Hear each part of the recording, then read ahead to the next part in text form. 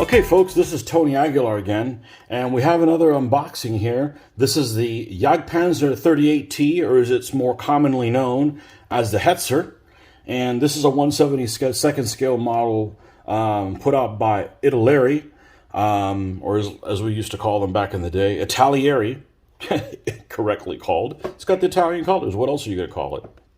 This is a reissue. I believe it's the same molds of the old ESCI kit. And nothing super exciting on the side here. Here's the back. Actually has some things on the back.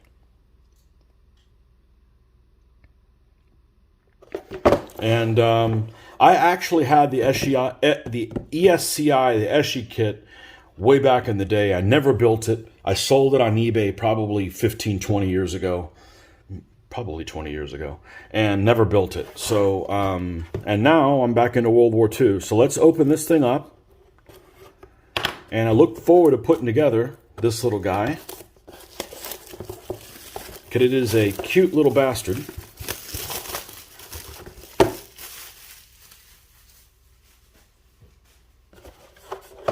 Hetzer gonna Hetz. And see what's inside. Nothing else. All right.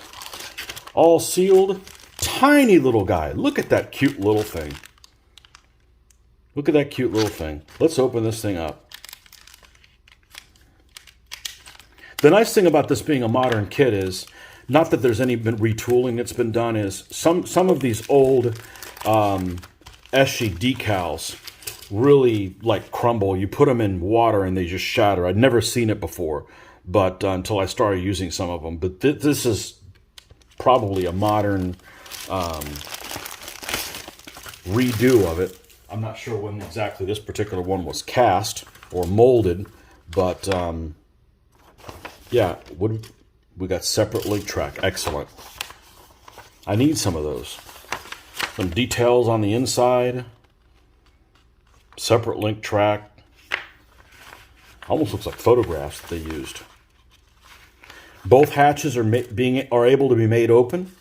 I'm probably going to put a commander in one of them and not use these crummy figures, because these guys are like, you know, very, very basic and mannequin-like. And here's the 4 vehicles you can do. One for Italy, one captured by the Polish insurgents. Not doing that one. Version D, unknown. I'm not sure what version D is. And Volksgrenadier Division in France with the ambush camo. So one thing that I just thought of, I don't think that I've ever seen a Hetzer with Zimmerit on it. And they certainly were made during a time period where Zimmerit was being used, but maybe they just decided not to do them. I'm not going to put Zimmerit on it either way, but I am looking forward to painting it, probably with my late German paint set. So, yeah, I'm looking forward to doing this, and I can see this vehicle being like a mostly green-based vehicle, just to do something different, you know? And if it's late like that, it's out of the period that Zimmerit stopped being used, because it stopped being used like after Market Garden. So if this is like a Battle of the Bulge vehicle, or maybe something early in 45, perfect for that. As far as the molding, we're going to do, when I'm done with this video, we're going to actually put this together. And you can see what this thing looks put together, but really crisp detail. I know these molds are probably from the early 80s, maybe even earlier than that. But looks pretty good. Pretty good. I really just don't have any complaints with it so far.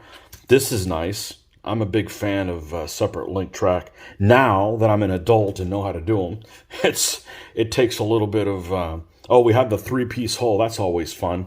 If you get one of these pieces that's flexed a little bit, it's hard to get this together. But with the magic power of rubber bands, all that is possible. But we're going to go ahead and cut to this thing being finished, and I will talk about what I learned building along the way and whether I would recommend this kit and what you can expect. So here you go. Okay, folks, so here is the completed Hetzer. And, I was mildly disappointed in this model. I know it's old, and it has separate link track, so that was a plus. But, man, there's a fit and finish issue on quite a few of these things. The machine gun doesn't have really good detail on it. It almost looks like some kind of spear gun from Thunderball. Or something like that. The separate link track is okay, except that the links between them, let's see if I can show one. There's no way for them really to, they don't latch into each other in any way. There's not even anything like that. They just literally one piece up against the other one. And it's kind of a purchase issue, which you have to tinker with. The suspension, probably the worst thing about this kit is this three-piece hull. And the thing that is the biggest problem about the three-piece hull is that not only do you have the two sides that attach to it, but they need to attach to it not at 90 degrees, but at this angle. And there's nothing in there that keeps them at a certain angle. So you have to kind of wing it, and hopefully you get it right. As you can see here, and then you've got these other portions of the sprocket wheel that you kind of have to finagle in there, and it caused it to look like this thing's turning at high speed. But I messed with this, if you watched my build, a lot longer than just about anybody would, and I think it'll look fine as a wargaming model. Definitely something that needs to be on a base so it doesn't get mishandled, but it's, definitely not for 14-year-olds, as the box instructions say. There's a lot of nice detail on the top of the tank, and then other areas are really weak. The plastic almost seems like it's been painted on. It's kind of thick and goopy.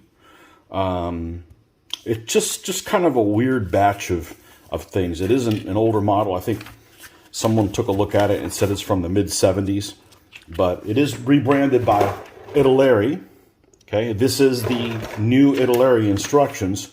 And as just about every single model, you have to refer sometimes to actual photographic pictures of where some of the parts go, because it can be vague. You don't want to build stuff incorrectly. Pretty much built it as is, and decided to make the hatches closed. There's a lot going on inside this vehicle that people need to pay attention to. So I figure the crew's probably better off being inside working it. This is a remote controlled turret for the MG, which you did not need to be crew exposed to operate it. Of course, it's got limited traverse and so forth. And I decided to put the periscope up there, visible, kind of cute in that way. But anyhow, it's not bad, but I was expecting it to be better, especially since the reviews on this tended to be pretty, spoke highly of it. Just the fit and finish, there's issues. There's issues, but we got through it, and I think it'll be just fine for what we plan on using it for. But anyhow, that's pretty much it. It's got some decal options, and we will put this in the queue to get this thing painted. So, Italeri Jagdpanzer 38. Anyways, hopefully you enjoyed this video. It was informative, and we'll catch you guys on the next one. See ya.